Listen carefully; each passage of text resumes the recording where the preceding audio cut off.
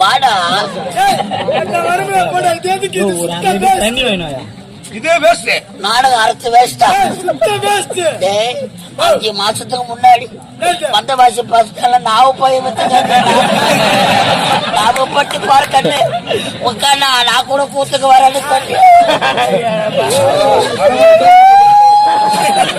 நாங்க என்னடா பாவம் பண்ணோம். நாவு பழம் விற்கிறவனும் பூண்டு விற்கிறவனும் பலாசோளம் விற்கிறவனும் பொறி உண்டை விற்கிறவனும் இவனுங்கெல்லாம் கப்பல்ல கேட்டுட்டு நாங்க யார் பணம் சொல்லிருக்கீங்க?